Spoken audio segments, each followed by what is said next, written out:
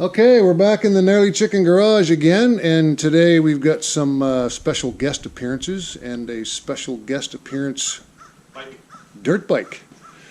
Many of you are probably aware, I'm presently a beta owner. We've got another beta owner here. Say hi, Al. Hi. Alain. How long have you been a beta rider? Quite a rider here too, I'm going to tell you. 5 years? 5 years or 6 years, yeah. And we've got Steve Howland here to my right, and his buddy Stu. They're from Nova Scotia, Halifax area. And Steve is the Canadian importer for Beta, correct? That's right, yeah. And you've been, what now, 7 years? 7 8 years? Yeah, going on 8 years. This is our 9th model year, Okay. 2021. So we're having a little get-together this weekend for one of our fallen riders, and people are starting to pour in here. And Steve and his buddy Stu came up for the weekend to just kind of a fluke that it was the same weekend, but they're going riding on some local trails here and Racing on Sundays. racing on Sunday at one of our local hare scrambles in Moncton. And they've got, Steve's got, and Stu, 4 betas in the back of your Yeah, we've trailer? got a 2020 Evo Trials bike, we've got a 5125 race bike, a 480 Race Edition 2020 that we're testing out a 430 cam on. Shh, don't tell the factory. And Stu's brand new, fresh off the boat, 250 2021. Stu's fresh off the boat? Yeah, this is Stu's. Or the bike's fresh off the boat? Well, both. So we brought the bikes in to do a little comparison. So this is a 2021 for all you beta owners, 250 ST. Did I see? No, just two T. 2T. Oh, 2T. Two-stroke. I was like, what's the S stand for? Right. Okay, makes sense. And we've just been going over some of the differences between my 17 model and the 21 model. And correct me if I'm wrong, but you said 21 was the year. 2020 was the first year for the new chassis platform. Okay. This is 2021 was a complete refit of the entire chassis itself, just the chassis and chassis components. Okay, so Longer, they've made some modifications to the swing arm. It looks very similar to the older swing arm, but it's slightly longer by 4 millimeters. okay, The engine is positioned differently in the chassis, counterbalanced as well. counterbalanced as well. Yes. Then how's that for a difference? Smoother. Yeah, Yeah. I've driven one of our buddies counterbalanced, and it does make a difference. Yeah. Beta has definitely left off some of the counterbalancing compared to some of the competitors' counterbalanced engines. But we've retained the torque. But we've retained the torque on the bottom end, which they've lost, and it's not going over too well for them. But our bike does vibrate still a little bit more than theirs. I've heard that. Some of the fun factor has been left in the Beta. So this is where you make trade-offs, right? Right. You make decisions for the rider, and we feel that riders want to have more of a playful bike than a bike that's not. Yeah, and I agree, because I'm a sole beta person now. This is my first beta. I've only had it for about a month, and I am really, really enjoying just the overall experience of biking again. And Alain, you can attest to this. I haven't done single track in 5 or 6 years since my last 2-stroke, and that was a while ago.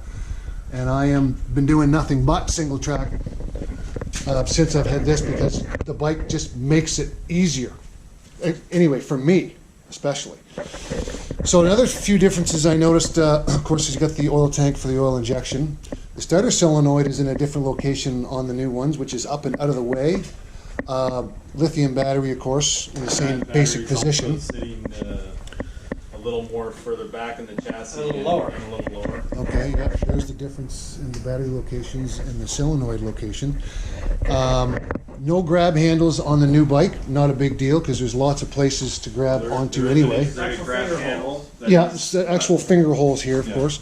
So they're right here, Yeah, and they are reinforced within the subframe as well, because the subframe does run back underneath the grab handles back to here. yeah, So when you grab the back handle here, you're grabbing the you are subframe. you are grabbing onto the subframe, not Right. just the plastic of the fender and the inner fender. Yeah, so. you're grabbing onto the meat of it. Yeah.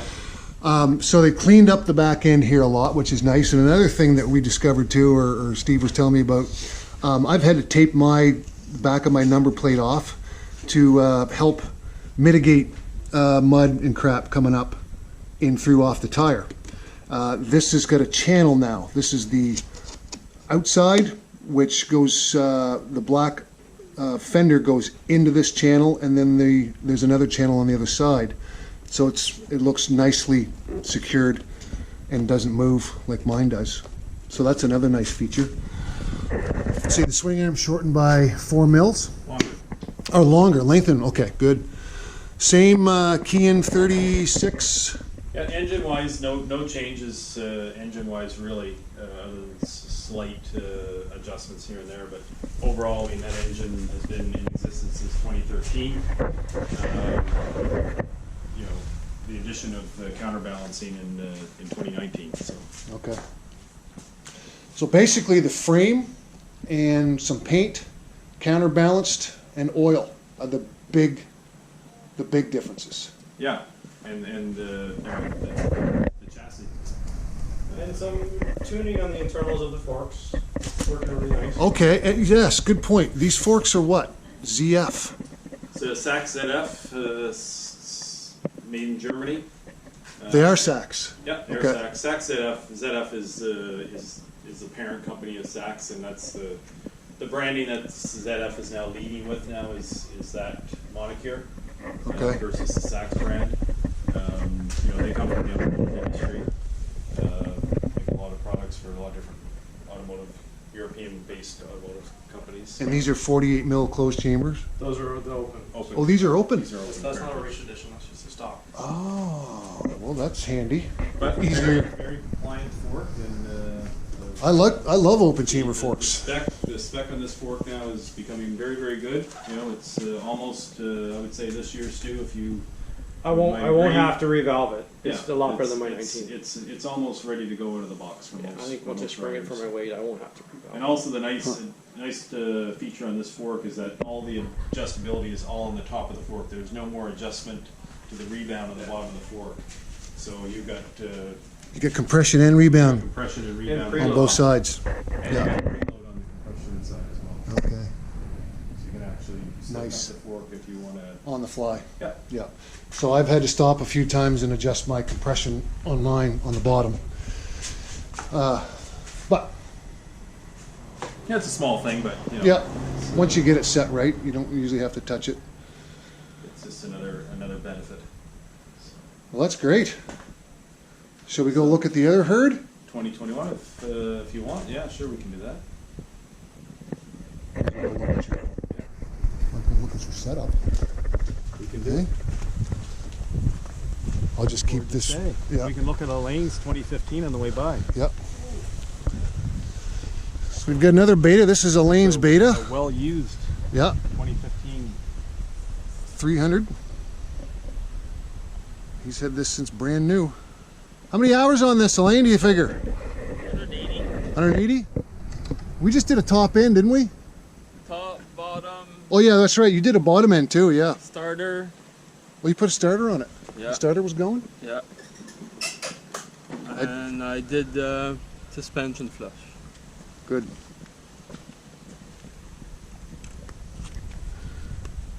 And here is Steve's setup. Look at the front, it's a mess. Okay. I'm sure everyone will hate that. That's the way to travel right there. And he does a lot of traveling across the country. So he does it in comfort.